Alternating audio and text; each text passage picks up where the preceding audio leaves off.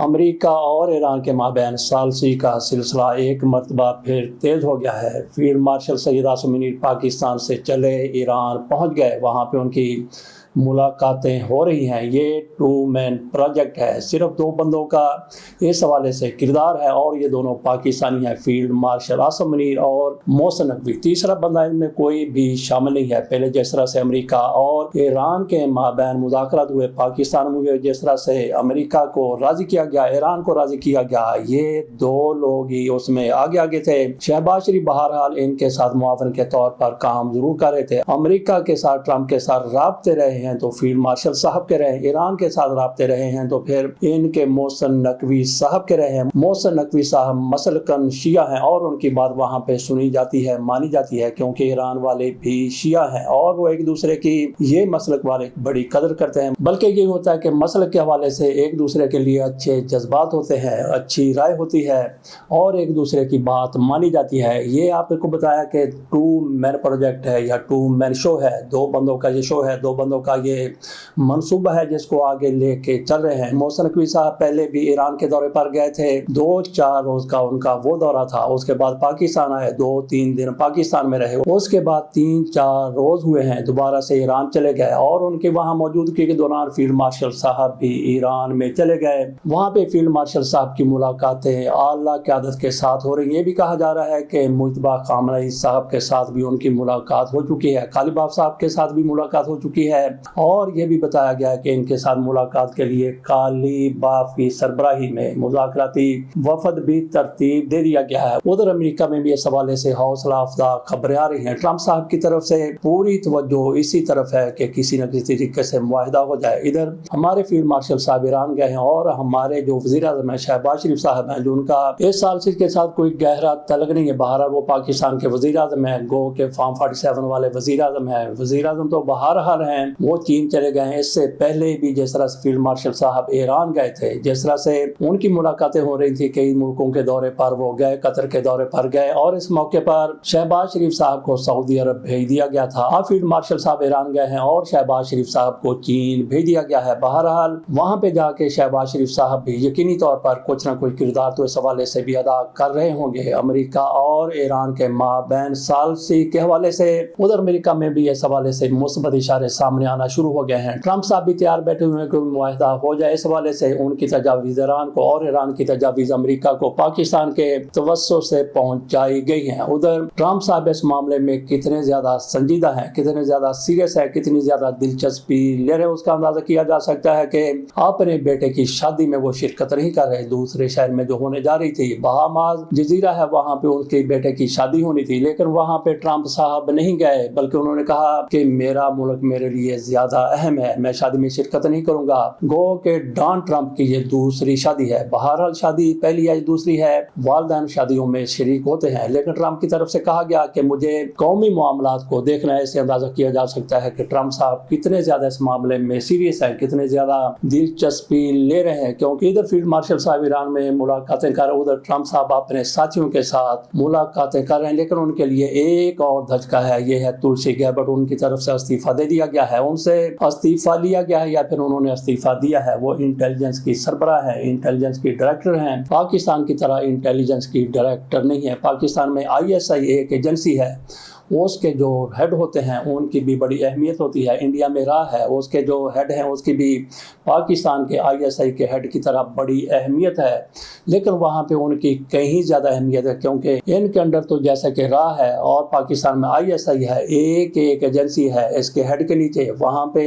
تلسی گیبٹ کے نیچے 18 ایجنسیاں تھیں اور ان میں سے ہر ایک کی اہمیت اتنی ہی ہے جتنی انڈیا میں رہا کی اور پاکستان میں ISI کی ہے۔ اس خاتون کی طرف سے استعفیٰ دے دیا گیا یا پھر ٹرمپ کی طرف سے ان سے استعفیٰ دے لیا گیا، یہ حتمی طور پر نہیں کہا جا سکتا، لیکن یہ خاتون جنگوں کے خلاف رہی ہے اور ان کی طرف سے یہ بھی دبے الفاظ میں کہا گیا کہ ایران کسی قسم کا بھی کوئی بم بنانے کے قریب نہیں تھا، ان کا نیوکلیئر پروگرام ایسا نہیں تھا کہ وہ بم بنانے کے قریب پہنچ جاتا ہے، یہ بھی ان کی طرف سے کہا گیا اور ان سے بار بار سوال کیا جا رہا تھا کہ اگر ایران ایٹم بم بنانے کے قریب نہیں تھا، نیوکلیئر پاور بننے والا نہیں تھا، تو کیا آپ نے ٹرمپ صاحب کے اس بارے میں آگاہ کیا اور آپ نے ان کو روکا کہ حملہ نہ کیا جائے؟ تو اس پر ان کی طرف سے گول مول جواب دیا جاتا تھا۔ پہلے آپ کو پتا ہے، ہمیں پتا ہے کس طرح سے آرمی چیف کو نکالا گیا، وہ بھی ایران پر حملے کی حمایت نہیں کر رہے تھے، اور یہ خاتون بھی اسی طرح سے حملے کی حمایت نہیں کر رہی تھی۔ بہرحال وہ حکومت کا حصہ تھی اور ان کی طرف سے ٹرمپ کے ساتھ چلنا مجبوری تھی۔ ان کی طرف سے کہا گیا ہے کہ ان کے خاوند کو کینسر کا مرض لاحق ہے، تو وہ ان کو توجہ دینا چاہتی ہے، اس لیے استعفیٰ دے دیا ہے۔ بہرحال ماہرین یہ کہتے ہیں کہ ٹرمپ کی طرف سے ان سے استعفیٰ لیا گیا ہے، یا پھر انہوں نے استعفیٰ اس بنا پر دیا ہے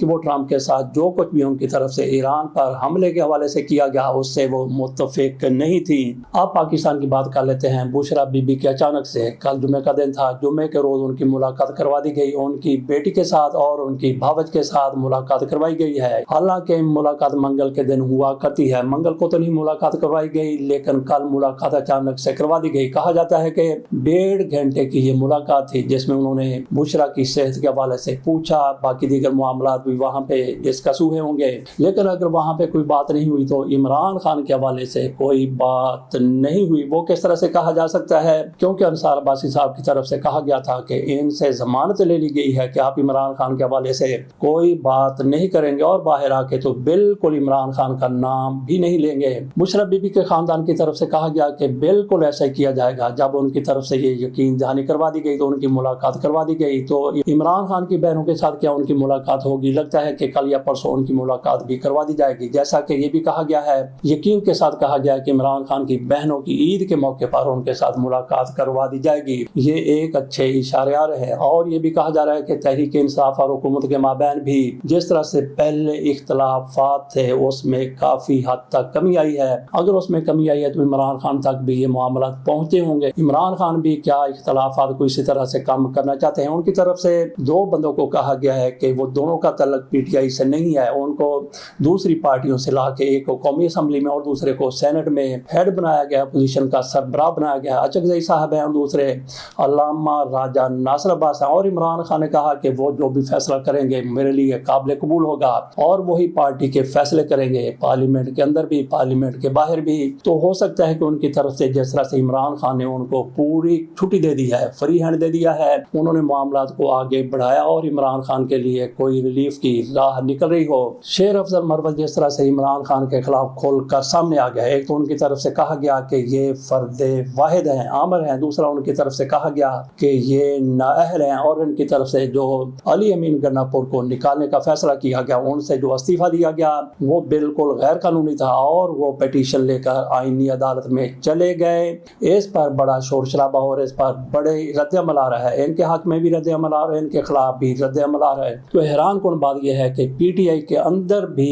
ان کے لیے حمایت پائی جاتی ہے، جیسے کہ گوہر صاحب ہیں، ان کی طرف سے ان کی مذمت نہیں کی گئی، بلکہ کہا گیا ہے کہ انہوں نے کوئی اچھا نہیں کیا، ان کو پیٹیشن دائر نہیں کرنی چاہیے تھی۔ کھل کر نہیں کہا گیا کہ یہ بندہ کون ہے جو عمران خان کے اوپر اس طرح کے الزامات لگاتا ہے، اور اس کے لیے بھی ڈوب مرنے کا مقام ہے کہ عمران خان کے نام پہ ووٹ لیا، جیتا، اور اس کے بعد عمران خان کو ہی پڑ گیا۔ کس طرح سے پڑا؟ عمران خان کے خلاف پیٹیشن لے کر چلا گیا کہ ان کی طرف سے وہ نااہل ہیں، فرد واحد ہیں، اور ان کو کوئی حق نہیں پہنچتا کہ وہ علی امین گنا پور کو کہیں کہ استعفیٰ دے دیں۔ علی امین گنا پور نے استعفیٰ دے دیا۔ بہرحال ان کی طرف سے کہا گیا کہ میرے لیڈر نے مجھے کہا تھا، میں نے استعفیٰ دے دیا، اور پھر گوہر صاحب کی طرف سے ان کی مذمت نہیں کی گئی۔ اور پھر جنید اکبر جو عمران خان کے بڑے قریبی ہوا کرتے تھے، عمران خان نے ان کو پی ایس سی کا چیئرمین بھی بنایا تھا، اور ان کو خیبر پختونخوا صدر بھی پی ٹی آئی کا بنایا ہوا ہے، وہ بھی ان کے ساتھ کھڑے ہو گئے، شیر افضل کے ساتھ کھڑے ہو گئے۔ انہوں نے کہا کہ شیر افضل کی طرف سے یہ جو کچھ کہا گیا ہے اس پر ہم ان سے بات کر لیتے ہیں، ہم نہیں چاہتے کہ ان کو پارٹی سے نکالا جائے، بلکہ ہماری کوشش یہ ہے کہ پارٹی میں آ جائیں۔ یہ تو ہو گیا ان کی حمایت میں بات کرنے والے لوگ جو پی ٹی آئی کے اندر موجود ہیں، باقی جو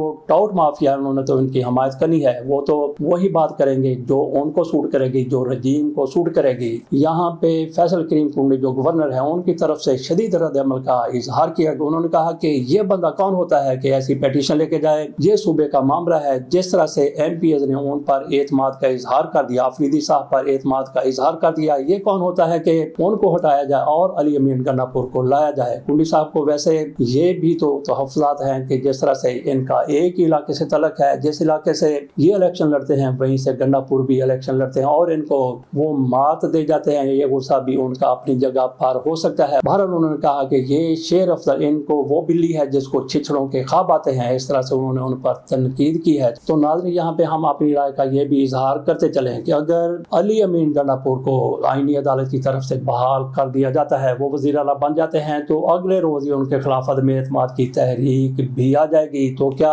आइन में एक और तरमीम करनी पड़ेगी कि जिसको वज़ीर आला बनाया जाए, आइंदा 5 साल के लिए उनके खिलाफ कोई तहरीक नहीं आएगी। कोई भी वज़ीर आला आए उसके खिलाफ अदम एतमाद की तहरीक नहीं आएगी। क्या कोई आइन में ऐसी तब्दीली कर लेंगे? बाकी इस रजीम की तरफ से पेट्रोल की कीमत में 6 रुपए की कमी की गई है और डीजल की कीमत में भी इतनी ही कमी की गई है, और इस रजीम की तरफ से इस कमी का क्रेडिट लेने की बड़ी कोशिश की जाती है। इस हवाले से हम 2 लफ्जों पर मुश्तमिल अपनी राय देंगे, लेकिन इससे पहले थोड़ी सी बात कर लेते हैं कि इस रजीम की तरफ से शहबाज शरीफ साहब की हुकूमत की तरफ से पेट्रोलियम की कीमत में कोई 250 पौने 300 रुपए इजाफा किया गया। पहले 55 रुपए, फिर 135 रुपए, फिर 26 रुपए, फिर 6 रुपए। इसी तरह से ये कोई 250 पौने 300 रुपए इजाफा बनता है, और उसमें कमी की गई तो पहले कोई बड़ी कमी की गई थी, अब इनकी तरफ से पहले 5 रुपए की, अब 6 रुपए की कमी की गई है। तो गोया अगले 6-7 महीने के लिए, बल्कि साल 1.5 साल के लिए इसी तरह से ये 6 रुपए की कमी करके लोगों को लॉलीपॉप देते रहेंगे, कहेंगे कि देखिए हमने पेट्रोल की कीमत कितनी सस्ती कर दी है।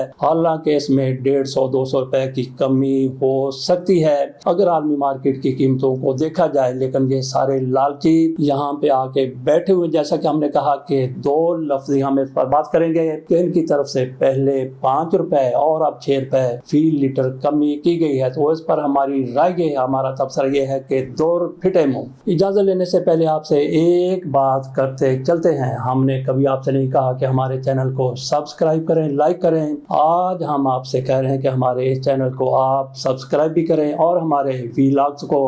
लाइक भी करें, और अगर आपसे हो सके तो शेयर भी करें, क्योंकि जिस तरह से हमारे वीलॉग हम मेहनत करते हैं, जिस तरह से हम अपने वीलॉग बनाते हैं, उस हवाले से उसके मुताबिक इसकी सब्सक्रिप्शन नहीं हो रही और ना ही इसकी व्यूज़ बढ़ रहे हैं। इसलिए आपसे कह रहे हैं कि ज़रा थोड़ी सी आप भी हमारे साथ ताअवुन कीजिए। इसके साथ इजाज़त दीजिए। अल्लाह हाफ़िज़।